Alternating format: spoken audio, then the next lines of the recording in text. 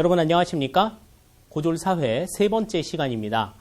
오늘 이 시간에는 우리가 이제 지리 정보와 지리 체계에 대한 이야기들을 같이 해보도록 할게요. 지난 시간까지 우리가 위치와 영역에 대한 이야기 해봤고요. 그리고 과거에 우리 조상들은 어떻게 지리 정보에 대해서 정리를 해왔고, 전통적으로 지리 사상은 어떠한 것들이 있었는가 하는 것에 대해서 생각을 해봤는데, 이제 그러한 내용들을 바탕으로 해서 우리가 이제 지리 정보를 수집하고 활용하는 방안에 대한 내용들을 지금부터 같이 이야기들을 해보도록 하겠습니다. 과거에 했던, 앞서 지금 2시간 동안 했던 이야기들에 비해서는 좀 이야기할 거리도 좀 많고요. 또 이야기할 거리가 많다라고 하는 거는 그만큼 시험에 출제가 될 비중도 가장 높은 부분이다. 이렇게 우리가 생각을 하실 수가 있겠습니다. 지리와 관련해가지고 기본적으로 가장 잘 알아두셔야 될 것 중에 하나가 지도를 어떻게 해석하느냐 하는 부분인데, 그 지도와 관련된, 지도를 해석하는 부분과 관련된 전반적인 내용들이 오늘 이 시간에 지금 여러분들과 같이 이야기가 될 테니까요. 집중하시고 이 시간 같이 해주셨으면 좋겠습니다. 그러면 내용 살펴보도록 하죠. 자, 우선 지리 정보가 무엇이냐라고 하는 것부터 생각을 해보셔야 되겠습니다. 자, 지리 정보라고 하는 거는 지표상에 나타나는 각종 인문 환경이나 자연 환경에 대한 정보다. 우리가 이렇게 이야기를 해요. 근데 그 인문 환경이란 무엇이며 자연 환경이란 무엇이냐, 이렇게 구분을 어떻게 지을 수 있느냐 묻는 분들이 있습니다. 자, 우선 자연 환경이라고 하는 건요, 사람의 손에 의해서 만들어지지 않은 환경들을 우리가 자연 환경이라고 이야기합니다. 그러니까 창조주께서 지어주신 만물들, 이게 이제 자연 환경이 되는 거죠. 뭐 산, 강, 그 다음에 뭐 기후, 뭐 이런 것들이 전부 다 자연 환경입니다. 인간의 힘으로 바꾸거나 뭐 이럴 수가 없어요.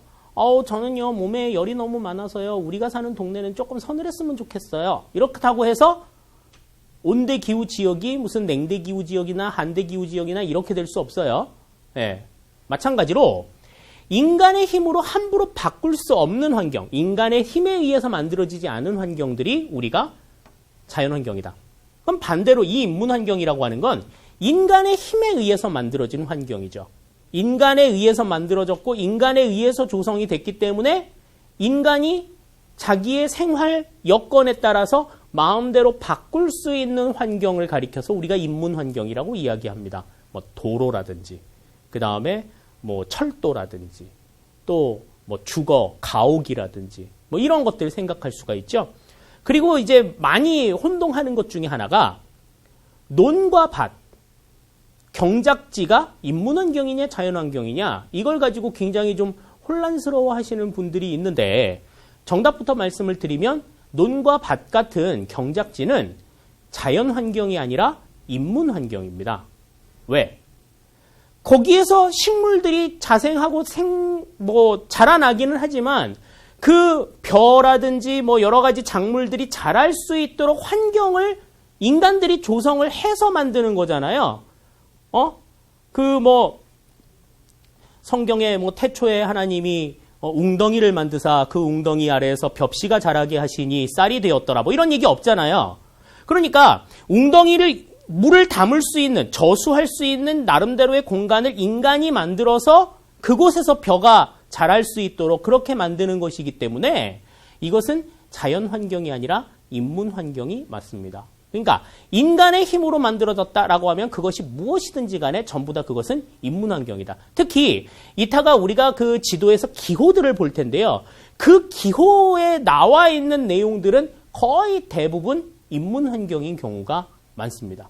그러한 것들 여러분들이 유념해 두시면 될 것 같아요. 그러니까 인문환경과 이 자연환경을 모두 다 나타내고 있는 그러한 정보를 우리가 지리정보라고 이야기를 한다.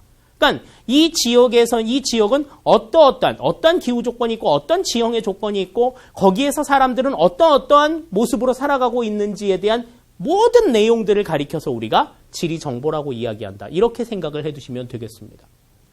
다음에 이제 그러한 지리 정보에는 어떠한 것들이 있느냐 하는 거죠. 뭐 세 가지로 지금 이야기하고 있는데 공간 자료, 속성 자료, 그리고 관계 자료 이렇게 세 가지로 구분을 합니다.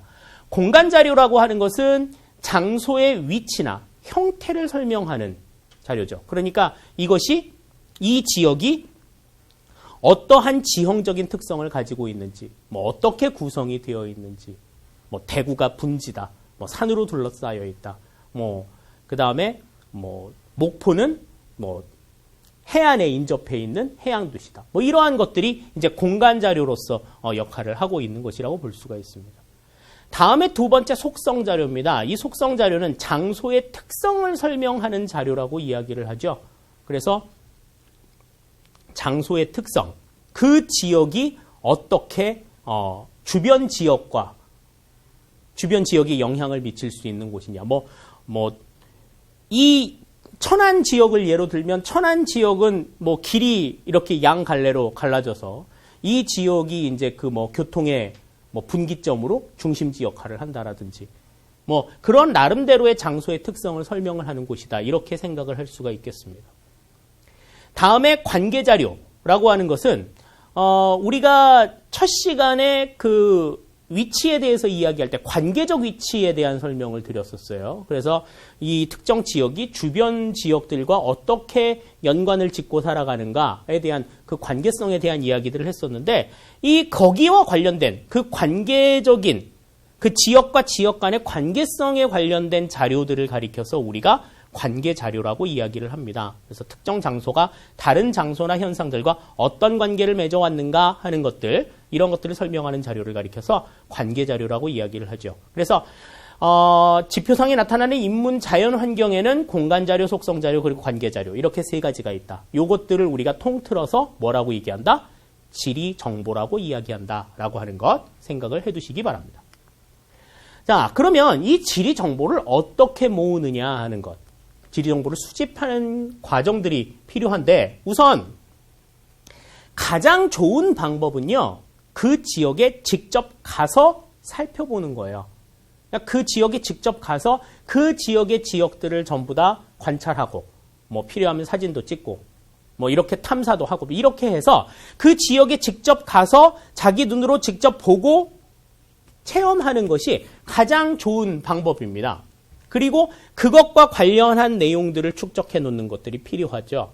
그래서 수집 방법에는 우선 지도, 문헌, 항공사진, 위성자료, 현지조사, 통계자료 뭐 이런 것들을 가지고 그 지역에 대한 정보들을 모으는 것 필요합니다. 그런데 이 수집 방법들, 지금 여기 설명이 되어 있는 수집 방법들은요.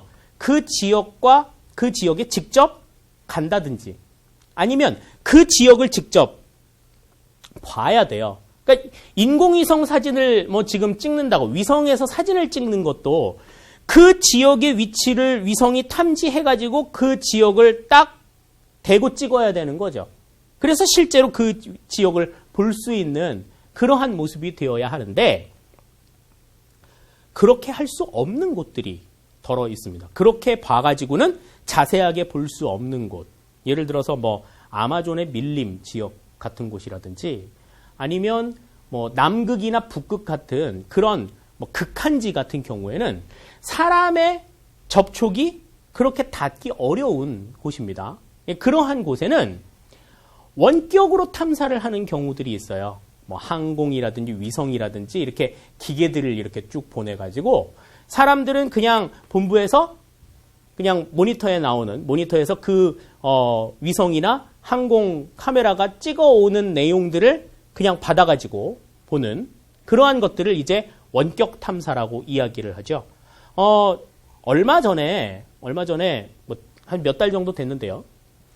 북한에서 무인 항공기를 띄워가지고 그 무인 항공기가 그 돌다가 떨어진 걸 이제 우리가 발견을 한 사건이 있었어요.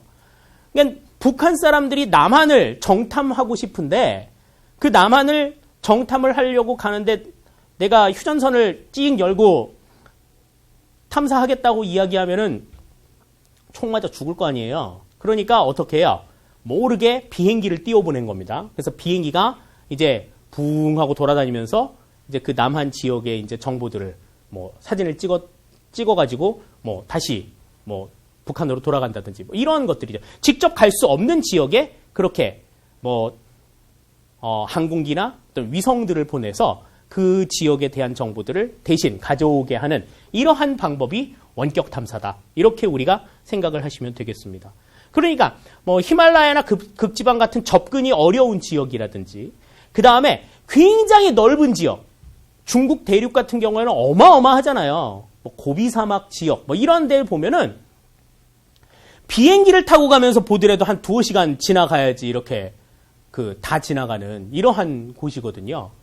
그러한 곳들은 인간의 힘으로 탐사하기는 상당히 어려운 그러한 지역들입니다. 또 굉장히 지속적으로 봐야 하는 그러한 여건들이 있습니다. 요즘에는 굉장히 좀 이제 매체들이 발달을 해서 포털 사이트의 지도 코너를 가면 해당하는 지역을 이렇게 클릭하면은 그 지역의 실제 모습이 이렇게 나와요. 네. 실제의 뷰를 그대로 이렇게 보여주는 모습들이 나옵니다. 운 좋으실 때 보면은 이렇게 도로에 갈 때 포털 사이트 차량이 이렇게 사진을 찍으면서 가는 그 모습들도 보실 수가 있는데, 그렇게 해서 이렇게 사진을 찍는다 하더라도 그 주기가 한 2년, 3년 정도 돼요. 그러면 2년, 3년 안에 그 지역이 어떻게 바뀌는지에 대해서 사람들이 이렇게 바로바로 알기는 어렵습니다. 그런데 이런 원격 탐사, 위성이라든지 항공기라든지 이런 것들을 보내가지고 탐사를 하게 되면 특히 위성 같은 경우에는 그날그날의 상황을 계속해서 보여주죠. 그날그날의 상황. 일주일 전에는 어땠고 지금은 어떻다. 일주일 전에는 여기 건물이 하나 있었는데 지금은 그 건물을 전부 다 부셨어. 2달 뒤에 다시 보니까 거기에 건물이 새로 들어왔어. 그러한 어떤 사소한 변화들까지 계속해서 지속적으로 수집할 수 있는 그러한 장점들이 있는 것이 바로 이 원격 탐사입니다. 요즘에는 이제 직접 조사해가지고 지리 정보를 얻는 방법보다는 원격 탐사의 비중이 훨씬 더 높아졌죠. 카메라의 어떤 해상도도 이전보다는 상당히 좋아졌고, 그리고 이러한 위성들이나 이러한 기구들을 활용할 수 있는 역량도 상당히 늘어났기 때문에 직접 수집을 하는 방법보다는 원격 탐사를 하는 방법에 보다 많은 비중을 두고 있다. 이렇게 여러분들이 생각을 해두시면 되겠습니다. 하지만 우리가 일상생활에서 지리 정보를 얻으려고 하면 원격 탐사를 할 수는 없잖아요. 우리가 무슨 위성을 가지고 있는 것도 아니고, 또 우리가 무슨 항공기나 이런 것들을 띄울 수 있는 그러한 역량이 있는 것도 아니고, 그렇기 때문에 우리가 지금 이 시간에 지리 정보를 수집하는 방법은 이렇게 어떤 기초적인 통계 자료를 통해서 직접 얻는 방법, 이러한 방법들을 우리가 지금부터 생각을 해보도록 할게요. 자, 그러면 그러한 지리 정보를 얻는 데 있어서 가장 기초가 되는 자료가 무엇이냐? 지도입니다. 지도. 그래서 이 지도를 얼마만큼 잘 해석할 수 있느냐 하는 것이 이제 지리 정보를 수집하는 데 있어서 관건이에요. 지도를 얼마나 잘 해석할 수 있느냐에 따라서 그 지역의 지리 정보는 얼마만큼 얻을 수 있느냐 하는 것들이 결정이 되거든요. 그러니까 지금부터 이 지도가 어떠한 것이고 또 어떠한 내용들을 담고 있는지에 대해서 하나하나 살펴보고, 또 그 지도에 있는 내용들을 어떻게 해석해야 할 것이냐 하는 것들도 한번 같이 살펴보도록 하겠습니다. 자, 지도의 개념부터 보시면요. 지표면의 여러 가지 현상을, 아까 얘기한 이 현상이라고 하는 건 이제 뭐겠어요? 현상이라고 하는 건 인문 환경이나 자연 환경과 같은 것들을 이야기하겠죠? 그런 것들을 축척, 방위, 기호 등을 통해서 나타낸 것, 이것을 우리가 지도라고 이야기합니다. 그러니까 지도를 구성하는 지도의 구성 요소는 뭐가 있어요? 축척과 방위와 기호가 있다라는 거죠. 그러면 다시 말해서 무슨 얘기냐? 이 축척, 방위, 기호만 제대로 알면 지도를 해석하는 데에는 아무런 문제가 없다라는 겁니다. 지도를 제대로 이해하는 방법은 축척, 방위, 기호를 이해하는 것이다. 이렇게 여러분들이 일단은 생각을 해두셔야 되겠죠? 축척, 방위, 기호에 대한 이야기는 조금 이따가 설명을 드리도록 하겠습니다. 그러면 지도의 종류에는 어떤 것이 있느냐? 제작 방법에 따라서, 사용 목적에 따라서, 축척에 따라서 이렇게 구분이 됩니다. 보통 이제 시험 문제에 많이 등장을 하는 건 사용 목적이나 축척에 따라서 이 두 가지 가운데에서도 특히 사용 목적에 대한 내용들 이런 것들이 조금 많이 나와요. 또 사용 목적에 대한 것들 가운데서도 주제도보다는 일반도의 출제 비중이 조금 더 높고요. 축척에 따른 것에 대한 비중에 있어서는 소축척 지도보다는 대축척 지도가 훨씬 더 많이 출제가 되어 왔습니다. 왜냐하면 어떠한 특정한 지역에 대해서 조사를 하는 지도는 대부분 대축척 지도거든요. 그렇기 때문에 지금 이제 앞으로 설명을 드릴 지도와 관련된 내용들은 일반도이면서 대축척 지도이다 라고 하는 것을 전제로 두고 여러분들에게 설명을 드릴 겁니다. 자, 우선 제작 방법에 따라서 보시죠. 제작 방법에 따른 실측도라고 하는 거는 실제로 측량을 해가지고 만든 지도입니다. 실제로 측량을 해서 만드는, 이 지역은 이러이러하게 생겨먹었대 라고 이야기하는 지도가 바로 실측도예요. 그럼 편찬도라고 하는 건 뭐냐? 편찬도는 그 실측도를 가지고 사람들이 나름대로 수정을 해가지고 만들어 놓은 목적에 따라서 자신들이 활용 목적에 따라서 수정을 해서 만들어 놓은 지도를 편찬도라고 이야기를 합니다. 그러니까 실측이 된 지도를 가지고 그거를 산업의 목적에 활용한다든지 관광의 목적으로 활용한다든지 여러 가지 목적들이 있을 거 아니에요. 그러한 목적에 따라서 나름대로 각색을 한 그러한 지도를 가리켜서 우리가 편찬도라고 이야기를 합니다. 다음에 사용 목적에 따라서는 일반도와 주제도로 구분이 되는데 이 일반도라고 하는 건 우리가 다른 말로 지형도라고 이야기를 해요. 그냥 단순하게 자연적인 지리 환경을 알기 위한 지도. 이게 바로 일반도입니다. 근데 주제도라고 하는 거는요. 그 지역의 어떤 기후 분포라든지 그 지역의 인구 분포, 산업 분포, 산업의 발달 현황 이러한 특정한 주제에 대해서 알고자 할 때 나타내는 지도를 우리가 주제도라고 얘기를 합니다. 여러분들 무슨 내장산이나 덕유산이나 지리산 같은 데 가시면 관광 상품을 판매하는 곳이 있죠. 그 관광 상품을 판매하는 곳에 주로 많이 있는 관광 상품들 중에 스카프 같은 것들이 있어요. 그 지역의 관광 안내도를 이렇게 그림으로 이렇게 그려놓은 넓은 이 손수건이나 이 스카프 같은 것들이 있습니다. 그걸 보시면 등산로의 기점에 따라서 여기에는 무슨 폭포가 있고 여기에는 뭐가 있고 관광을 하는 데에 필요한 어떤 지형지물 이런 것들이 있어요. 어디 가면 무슨 휴게소가 있고 어디에 무슨 산장이 있고 이런 것들이 나와 있습니다. 그러한 것들만 부각을 시켜가지고 보여주는 지도들이 있죠. 그러니까 등산 안내도 같은 것들이 대표적인 주제도가 되는 겁니다. 일반도에는 그런 것들이 안 나와요. 일반도는 그냥 어디에 길이 나 있고, 그러니까 그래 산을 가려면 여기서 등산을 하려면 이 길을 따라서 이렇게 가가지고 이렇게 내려오면 되겠구나 이런 것들은 알 수 있어요. 일반도에서는. 그런데 어디쯤 가면 무슨 산장이 있고 어디쯤 가면은 무슨 휴게소가 있고 어디쯤 가면은 뭐가 있고 이런 것들 그러한 관광과 같은 특정한 주제와 관련된 것들은 이러한 주제도를 봐야 된다라는 거죠. 지형도에서는 그런 것들이 나오지 않는다라고 하는 겁니다. 다음에 축척에 따라서는 대축척 지도와 소축척 지도로 나뉜다 그랬는데 자, 이 내용을 알려면 일단 축척에 대해서 조금 설명을 드려야 되겠죠? 뒤에서 보겠습니다만은 이 축척이라고 하는 거는요. 지표상의 실제 거리를 일정한 비율로 줄인 것이다.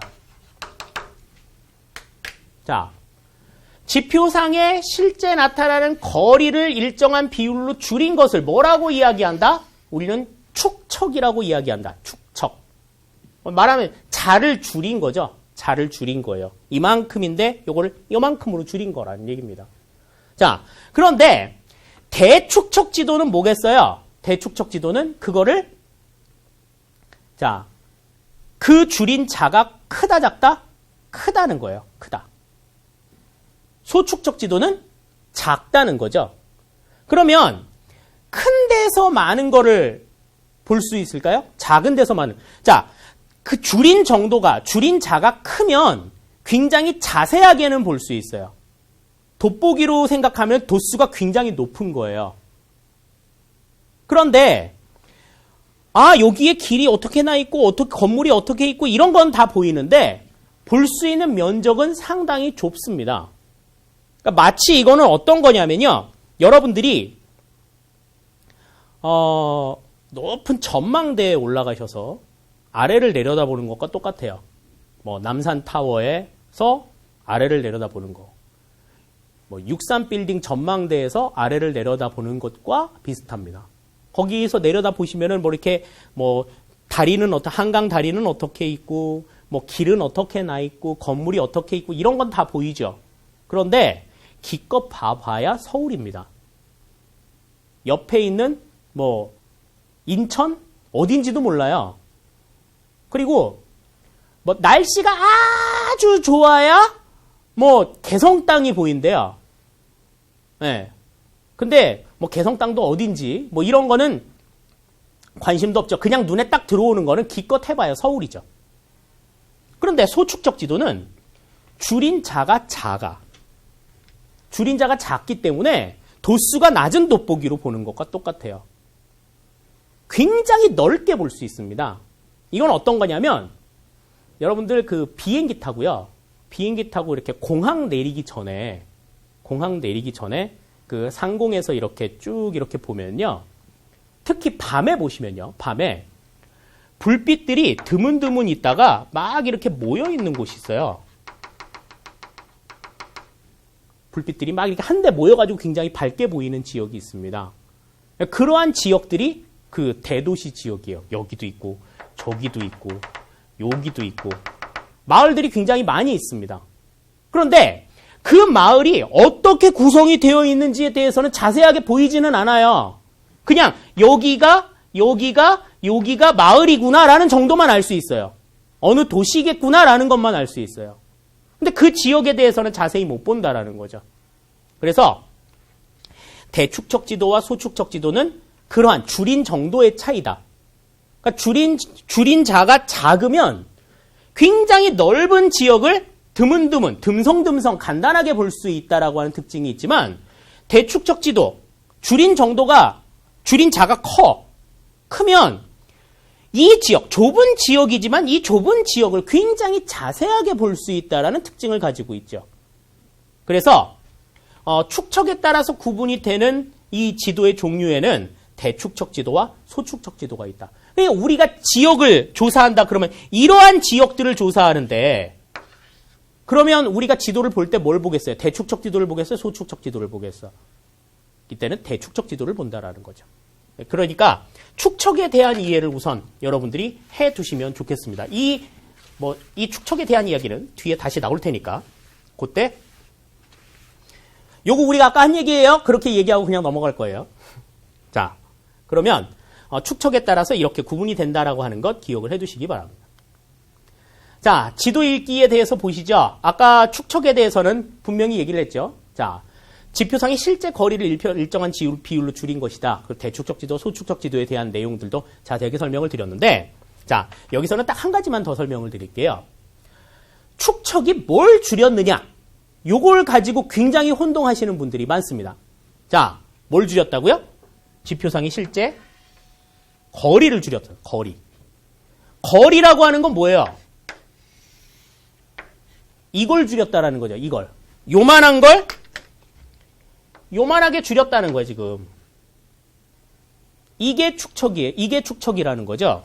그런데 대부분 어떻게 생각하시느냐? 땅도, 지도도 면이잖아요. 면이니까 사람들이 대부분 생각하면 면적을 줄였다고 생각을 많이 해요. 자, 예를 한번 들어봅시다. 이만큼의 면적을 요만큼으로 줄였어. 자, 그러면 이건 축척이 얼마예요? 자, 이렇게 물으면 사람들이 너무나도 자신 있게 이야기합니다. 이거 4분의 1로 줄었는데요? 자, 이렇게 답을 해요. 틀린 얘기 아니죠? 어떻게 틀렸는데? 자, 왜 틀렸는지를 한번 보자고요. 자, 이거는 지금 이 빨간 빗금의 면적은 전체 면적을 대비했을 때 4분의 1인 건 맞아요. 그런데 이거는 이 4분의 1은 면적을 줄인 거야. 면적. 지도는 뭘 줄인 거라고? 축척은 뭘 줄인 거라고? 거리를 줄인 거. 거리. 길이를 줄인 거라고요. 길이를. 그러면 전체 이 면적이 요것처럼 줄려면 거리는 지금 얼마가 줄었느냐 하는 거예요. 요만큼의 면적이 이만큼으로 줄었고, 그죠?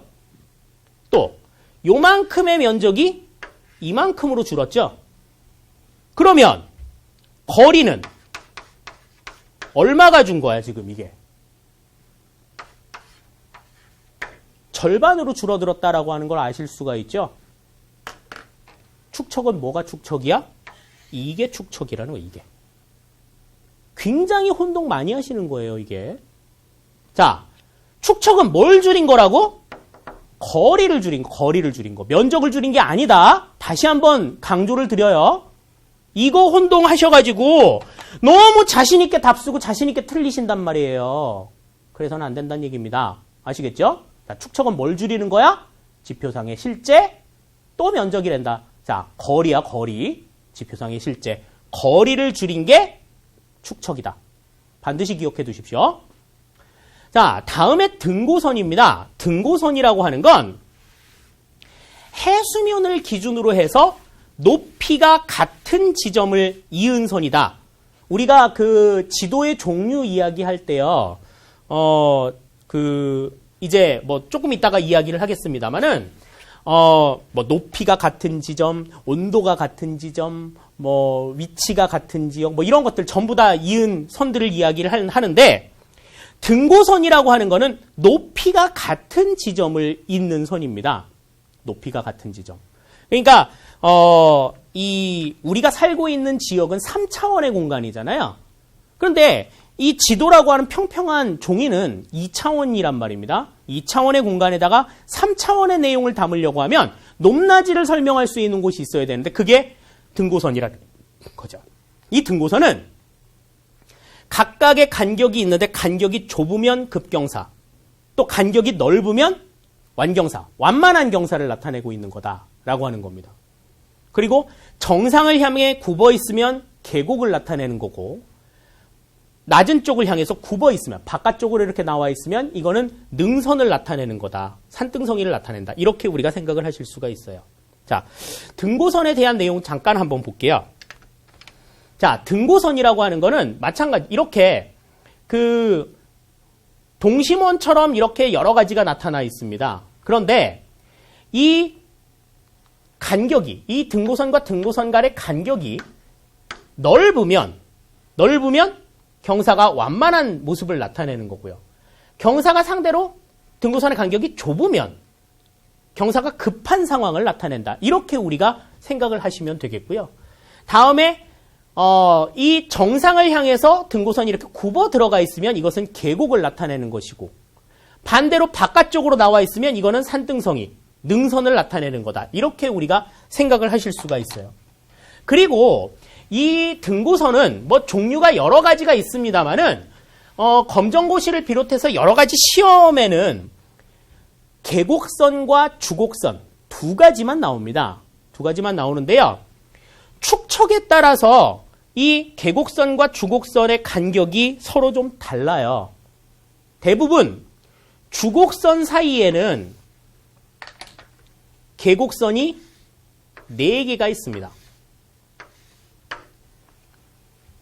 거꾸로군요.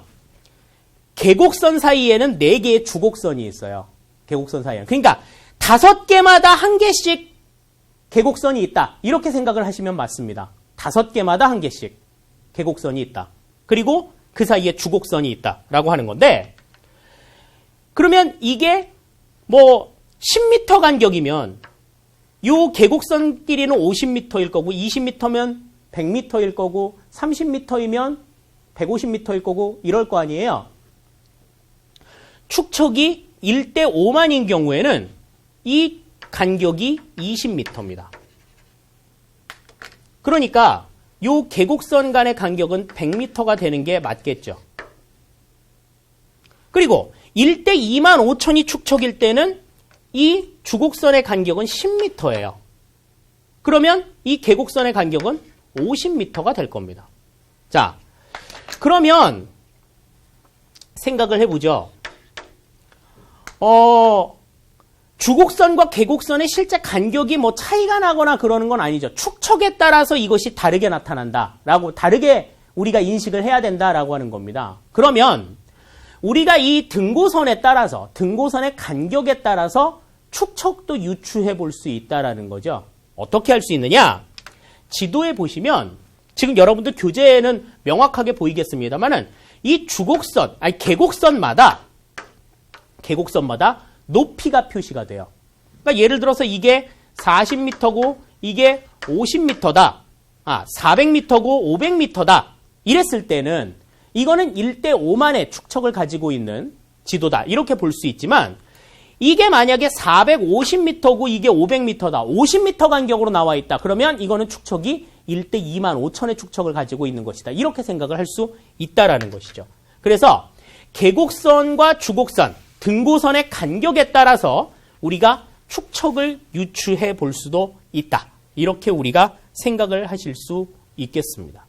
자, 다음에 방위에 대한 내용들을 한번 생각을 해볼게요. 자, 방위라고 하는 거는 방향과 위치를 합쳐놓은 말이에요. 방향과 위치. 그러니까 방향이라고 하면 이제 동서남북 이것을 이야기하는 것이고, 위치라고 하는 거는 거기에 따른 지점들을 이야기하는 거겠죠. 그런데 통상적으로 우리가 지도를 이해하는 데 있어서 방위는 8방을 씁니다. 전체를 4개로 나누고 4개로 나눈 것을 다시 4개로 쪼개서 동서남북, 그 다음에 북쪽과 동쪽을 북동쪽, 동쪽과 남쪽을 남동쪽, 남쪽과 서쪽을 남서쪽, 서쪽과 북쪽을 북서쪽, 이렇게 8개로 구분을 하죠. 자, 그래서 구분을 하는데, 대부분 지도에 보면요, 방위 표시가 무슨 나침판 표시로도 나와 있지만 이렇게 4자를 거꾸로 한 모양으로 많이 나와 있어요. 그래서 이 위쪽이 이제 북쪽을 가리킨다. 우리가 이렇게 설명을 합니다. 그래서 뭐 지도가 뭐 이렇게 그 방향이 좀 어긋나 있을 때는 뭐 이렇게 삐뚤어진 모양도 볼 수가 있어요. 그럼 그 삐뚤어진 모양에 따라서 우리가 북쪽을 잡으면 됩니다. 그런데 지도에 이런 방위 표시가 있으면 어느 쪽이 북쪽이구나 라고 하는 걸 확실하게 알 수가 있겠는데, 이러한 방위 표시가 없을 때가 있어요. 없을 때는 우리가 어떻게 방향을 찾느냐. 이때에는 지도의 중심을 기준으로 해서 위쪽을 우리가 북쪽이라고 이야기한다. 다시 말해서 지도가 있을 때 지도에 방위 표시가 없다라고 하면 지도의 중심을 기준으로 해서 이 위쪽을 북쪽으로 본다라고 하는 거예요. 위쪽을. 왜 다른 데 보면은 그냥 지도의 위쪽을 북쪽이라고 본다 이렇게 이야기를 하는데, 왜 선생님은 특이하게 지도의 중심으로부터 위쪽을 북쪽이라고 얘기합니까? 질문을 상당히 많이 받는데요. 자, 예를 한번 들어볼게요. 자, 이 지점은 지도의 위쪽이에요, 아래쪽이에요? 분명히 위쪽입니다. 그런데 여기에 방위를 물어보게 되면요, 북쪽이라고 이야기를 할 수가 없어요. 왜? 아까도 설명을 드렸지만 우리는 방위를 몇 방을 본다? 8방을 본다 그랬거든요. 8개의 방위를 놓고 본다고 얘기를 했기 때문에 이건 분명히 북서쪽이 맞지 북쪽이 맞지 않습니다. 그렇기 때문에 여러분들이 정확하게 이해를 하시려면 지도의 중심으로부터 위쪽이 북쪽이다. 이렇게 생각을 해두시면 맞아요. 그러니까 방위에 대해서는 지도에 방위 표시가 없을 때 지도에 어느 쪽을 북쪽으로 보느냐, 위쪽을 보느냐, 아래쪽을 보느냐, 옆쪽을 보느냐 이것만 여러분들이 분명하게 이해해 두시면 방위에 대해서는 헷갈릴 게 없다. 우리가 이렇게 생각을 하실 수 있겠습니다. 자, 다음에 이제 기호입니다. 기호라고 하는 거는 지표면의 여러 가지 현상을 지도에 표시하는 약속인데 등고선도 엄밀하게 따지면 이 기호의 연장선에 기호의 한 종류에 들어가겠죠. 그런데 많은 것들이 있어요. 많은 것들이 있는데 그 기호와 관련된 내용들은 방법이 없습니다. 교재에도 설명이 나와 있지만 여러분들이 그 교재에 있는 기호들은 많이 보시고 외우시는 수밖에 없어요. 자, 이게 보시면 이제 뭐 고속국도, 철도, 성, 제방, 논, 과수원, 밭, 뭐 여러 가지들이 있는데, 자, 이 가운데서 많이 혼동이 되는 것들을 우선 몇 가지 좀 짚어볼게요. 첫 번째, 철도와 제방입니다. 이 철도와 제방을 굉장히 많이 혼동해요. 철도는 드문 있습니다. 간격이 굉장히 넓어요. 가로줄에 이렇게 세로로 되어 있는 세로막이 굉장히 간격이 넓고요. 거기다가 혼동하지 말라고 역도 있어. 건물도 있어요. 여기가 이렇게 역입니다. 그러니까 이게 이렇게 넓게 있고 가운데 이렇게 무슨 건물들도 있어서 역을 나타내고 있다. 그러면 이거는 100% 철도예요. 그런데 제방은 이 세로막의 간격이 굉장히 촘촘해요. 그리고 강 옆에 있습니다. 대부분 보면 하천 옆에 있어요. 하천 옆에 뚝이 제방이니까.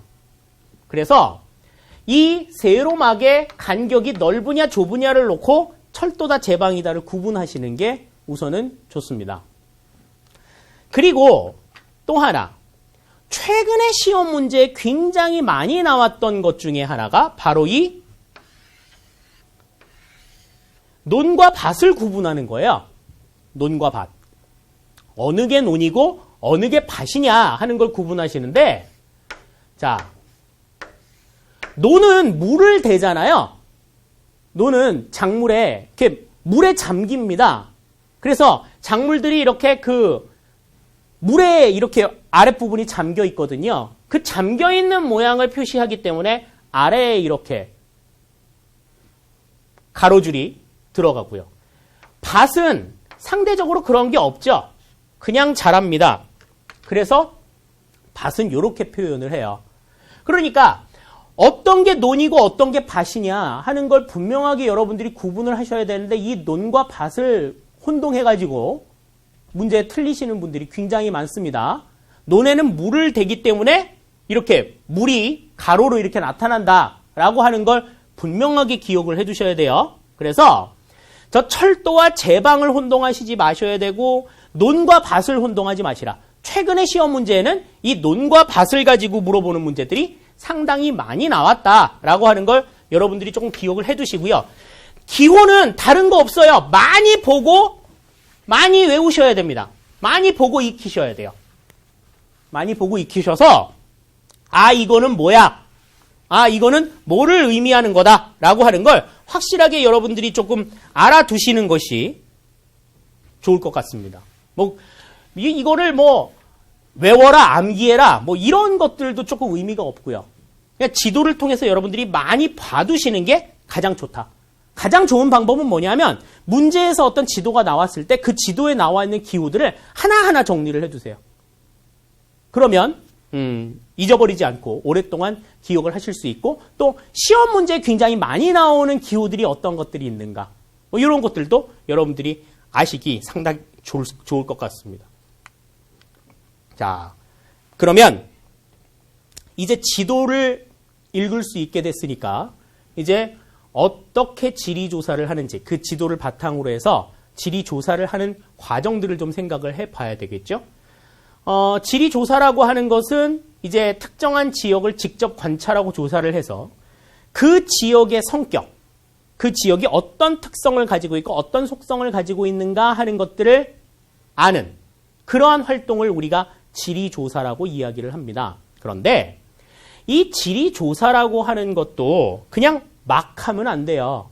무작정 하는 것이 아니라 나름대로의 순서를 정해놓고 그 순서에 맞춰서 활동을 해야 제대로 된 지리 조사를 할 수가 있습니다. 자, 우선 지리 조사를 할 때는요.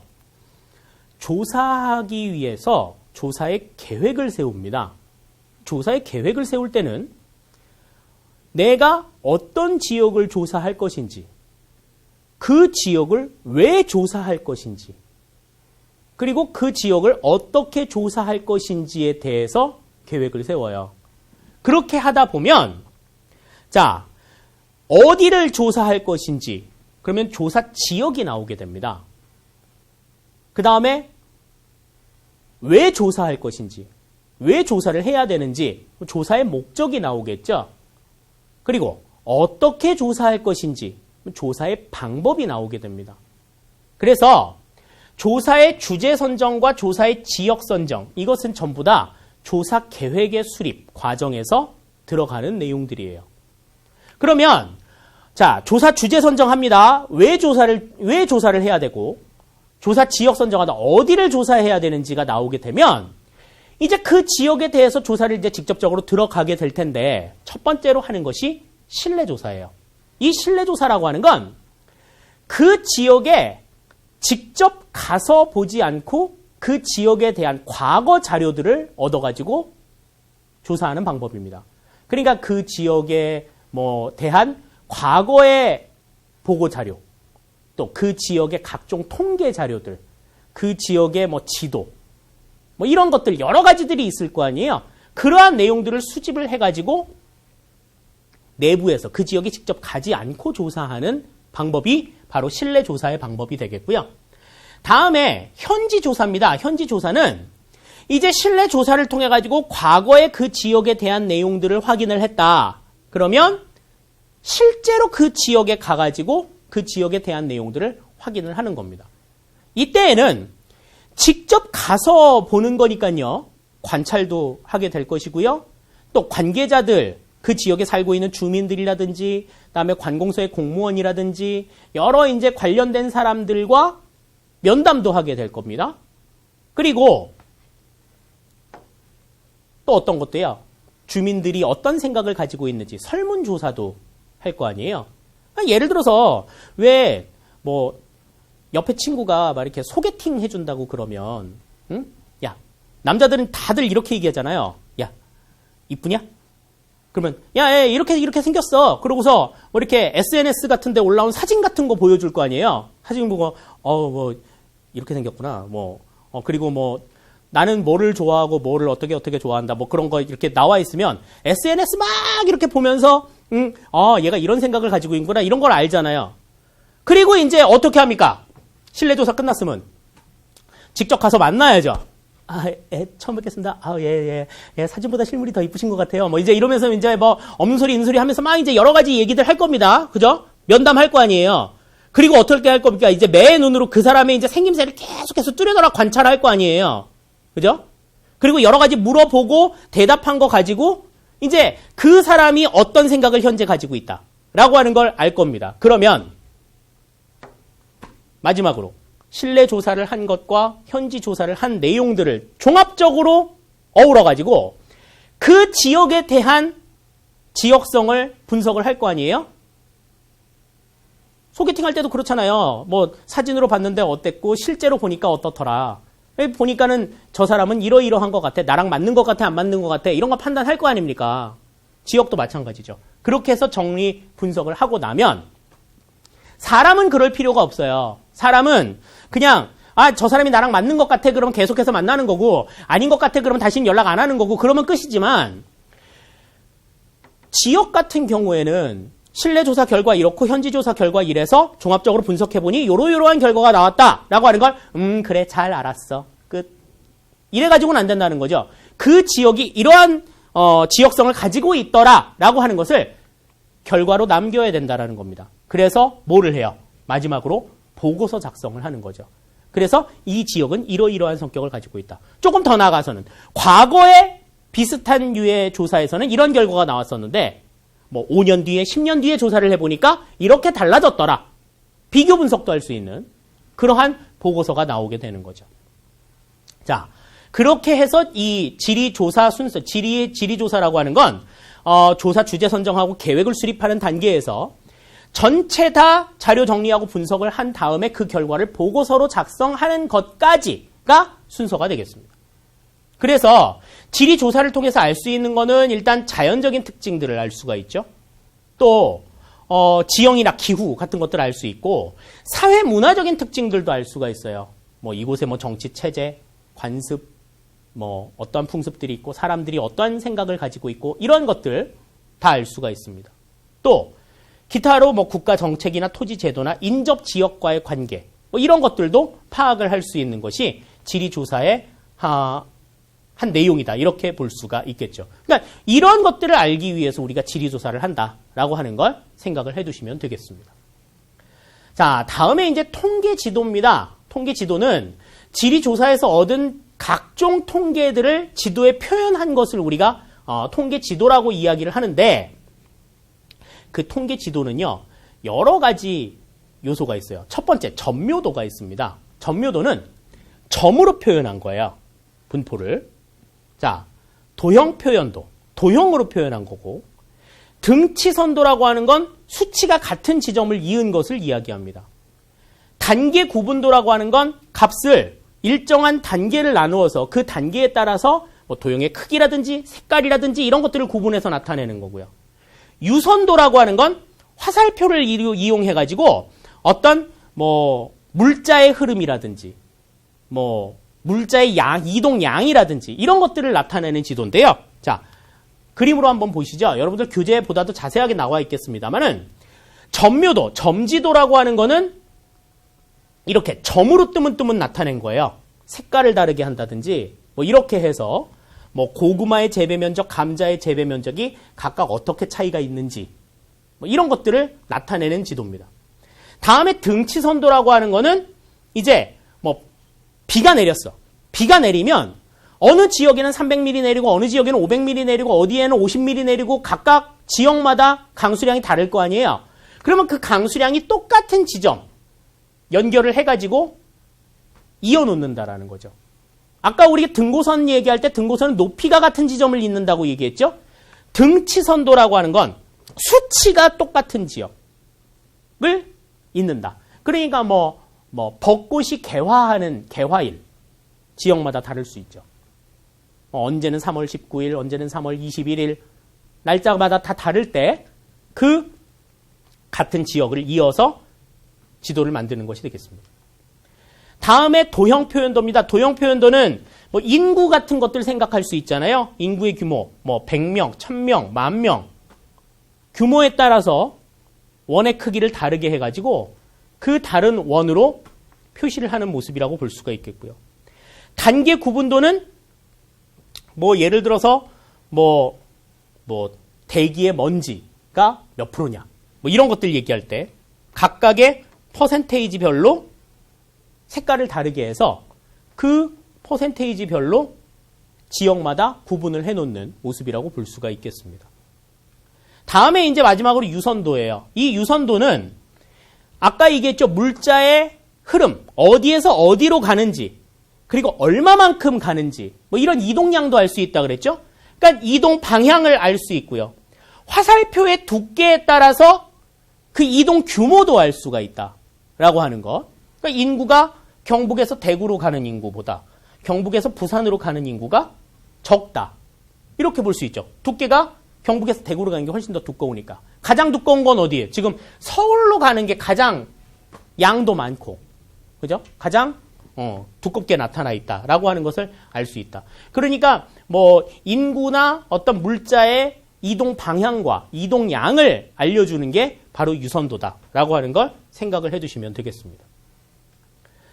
자, 이렇게 해서 이제 우리가 지도와 관련된 내용들을 간략하게 한번 살펴봤어요. 자, 그러면 이제 마지막으로 지리 정보 체계와 관련된 내용들을 살펴보겠습니다. 뭐 GIS라고 이야기를 하는데 사실 이 컴퓨터나 위성이 발달하기 전에는 이러한 GIS, 지리 정보 체계를 우리가 확립을 하기 상당히 어려웠습니다. 따라서 이 지리 정보 체계라고 하는 것이 일상생활에 활용이 되기 시작한 것은 그렇게 오랜 역사를 가지고 있지는 않아요.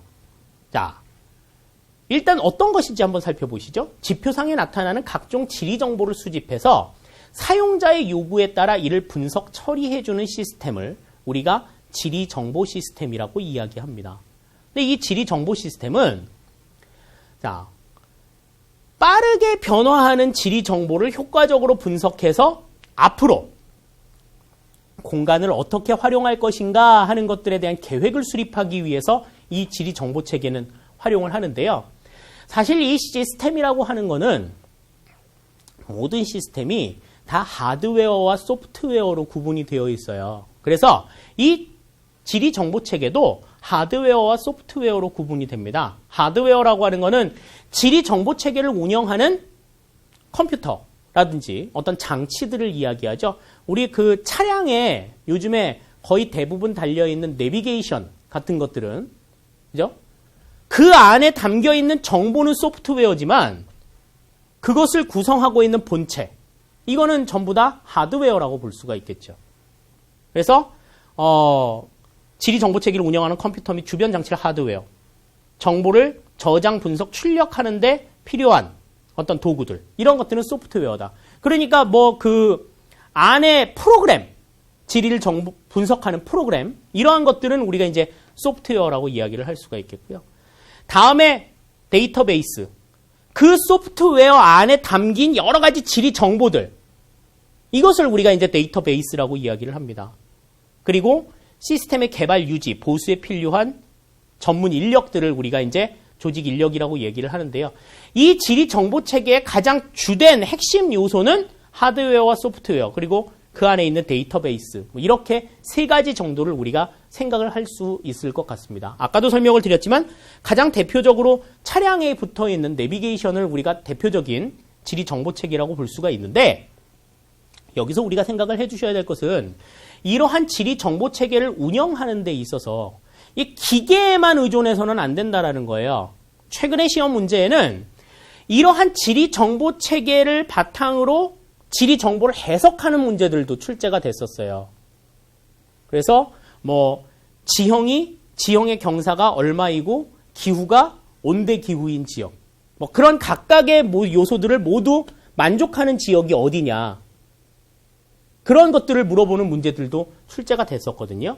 그러니까 지리 정보 체계는 이거는 그냥 컴퓨터가 해주는 거래, 기계가 해주는 거래, 이렇게 생각할 문제가 아니고 그 체계의 움직임에 따라서 사람의 머리로도 지리 정보를 분석할 수 있어야 된다라고 하는 이야기입니다. 아시겠죠? 자, 분석 방법을 보시죠. 분석 방법은 중첩 분석이에요. 중첩 분석. 이 중첩 분석은 지리 정보 체계에서 가장 많이 분석하는 방법입니다. 어떤 방법이냐? 다양한 자료들을 중첩시켜서 결론을 얻고자 할 때. 그러니까 예를 들어서 지형의 정보, 기후의 정보, 그리고 생활의 정보, 이러한 것들을 놓고 그 지역의 기후, 지형, 생활의 여건을 동시에 충족하는 지역이 어딘지, 또 어떤 특정한 지역의 기후와 지형과 생활은 어떻게 이루어지고 있는지, 이런 것들을 파악할 수 있는 그러한 분석이 가장 대표적인 분석 방법이라고 볼 수가 있어요. 그리고 네트워크 분석이라고 하는 게 있습니다. 이 네트워크 분석은 도로나 철도망 같은 어떤 그 연결망이 어떻게 지금 어떤 상황이 되고 있는가. 그러니까 지금 여기도 나오지만 지리 정보, 이동 방향, 이동량 분석, 최적 경로, 최단 경로.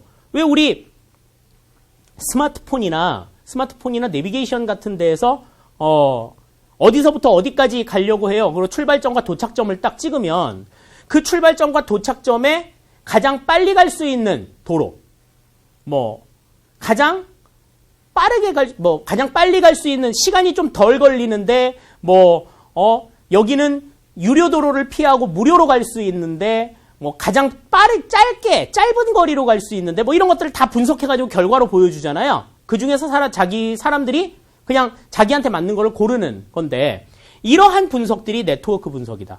여러 가지 망들을 고려해가지고, 여기가 가장 짧은 길이기는 한데, 짧은 길로 가는 게 가장 빠르기는 하지만, 이게 지금 이 도로가 너무너무 막히면 어디로 우회하는 게 가장 나을 것인지 차선책도 찾아주고, 그것도 안 된다 그러면 가장 좋은 방법이 여러 가지 길 방법인데 그중에 가장 빠르게 갈 수 있는 길은 어디다라고 하는 걸 분석해내는 것, 이런 것들이 이제 네트워크 분석의 한 내용이다, 이렇게 볼 수가 있겠죠. 그러니까 이 네트워크 분석은 사실 기계가 해줘야 돼요. 인력으로 하는 데는 한계가 있습니다. 그렇기 때문에 시험 문제에 등장을 하는 건 어떤 거예요? 중첩 분석이라는 거죠. 실제로 2014년도 첫 번째 검정고시에서 이 중첩 분석을 실행하는 문제가 나왔어요. 중첩 분석이 이렇게 어떤 자료, 두 가지의 자료를 놓고 공통 이 두 가지 자료를 다 만족하는, 다 충족하는 지역이 어디냐, 같이 붙여놓고 생각을 하는 그런 문제가 출제가 됐었다라고 하는 것 생각을 해주시기 바랍니다. 두 가지 분석 방법 중에서는 중첩 분석이 시험 문제는 나올 가능성이 굉장히 높다 하는 것 알아두시기 바랄게요. 자, 그럼 지리정보체계의 장단점을 보겠습니다. 우선 장점을 보죠. 모든 시스템이 그렇습니다. 기계를 이용한, 컴퓨터를 이용한 모든 시스템은 많은 양의 정보를 신속 정확하게 자동으로 반복해서 분석하는 것이 가장 큰 특징이에요. 지리정보체계도 마찬가지예요. 많은 양의 지리정보를 효율적으로 저장 관리할 수 있고, 신속 정확하게 검색할 수 있고, 그 다음에 새로운 지리정보를 추가하고 수정할 수가 있다. 그리고 다양한 형태의 출력물을 제공할 수 있다. 이런 것들이 특징이죠. 요즘에는 이제 스마트폰이 많이 발달이 돼서 스마트폰 어플리케이션을 가지고도 지도를 봅니다만은 그 지도가 나는 잘 안 보여. 그럼 옛날에는 그 안 보이는 지도를 크게 만들 수 없었잖아요. 그냥 안 보이는 분이 돋보기 보고 보셔야 되는데 요즘에는 그냥 간편하게 화면만 쫙 늘리면은 축척이 지 맘대로 변하죠. 다양한 형태로 보일 수가 있다는 거예요. 그리고 이걸 2차원으로 보지만 3차원으로도 볼 수 있고 실사로도 볼 수 있고 여러 가지 형태로 볼 수 있잖아요. 다양한 형태로 볼 수 있다라고 하는 게 장점입니다. 그냥 굉장히 이걸 이렇게 봤으면 좋겠는데 사람의 머릿속으로 떠올리는 대로 보여질 수 있다라고 하는 게 장점이고, 굉장히 많은 양의 정보들을 담을 수 있다라고 하는 점에 있어서 가장 큰 이점을 가지고 있다, 이렇게 생각할 수는 있는데, 단점은 운영체계를 구성하는데 시간과 비용이 많이 든다. 특히 굉장히 비용이 많이 들죠. 그 안에 있는 정보들을 구축하는 데에 인력이 투입이 되죠. 또 기술력이 투입이 되죠. 또 그렇게 해가지고 뭔가를 하나를 딱 만들었어. 그러면 그 정보를 활용하기 위해서는 하드웨어를 구입해야 되잖아요. 그 구입하는 그 구입 비용이 만만치가 않다 하는 겁니다. 그렇기 때문에 그 시간과 비용이 상당히 많이 든다라고 하는 점이 단점이다. 그런데 한번 그 시스템을 구축을 해놓고 나면 이러한 장점들을 굉장히 많이 활용을 할 수 있다라고 하는 거죠. 이 장점 보고 이 단점을 이제 견뎌내는 겁니다.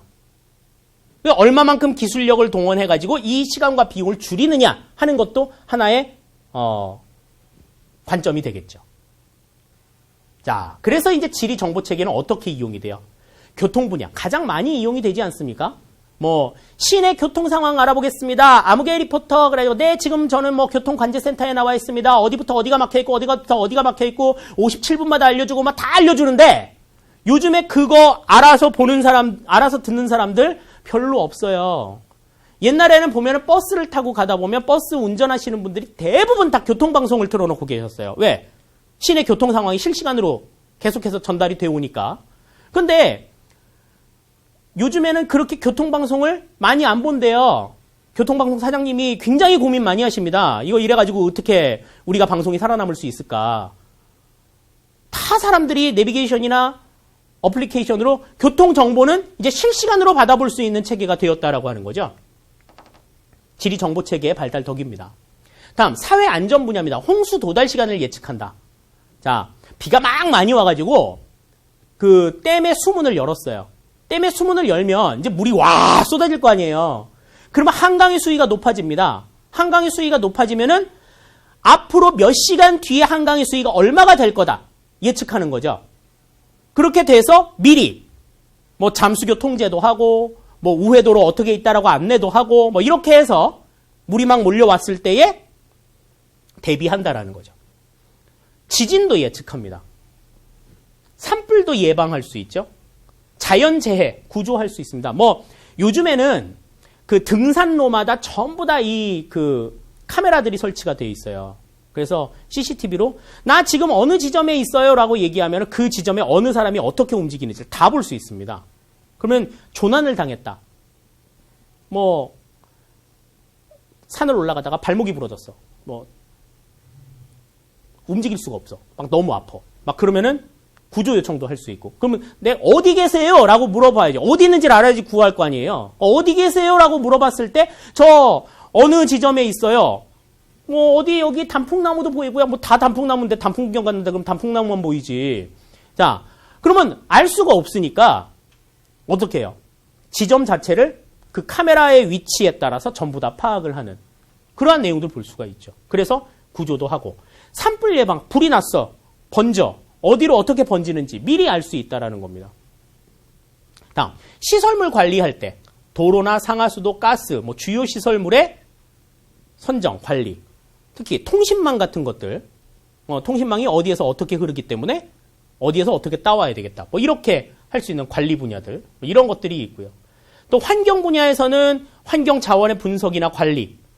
그 다음에 환경 감시, 공원 부지 선정. 뭐 이런 것들 생각할 수 있고.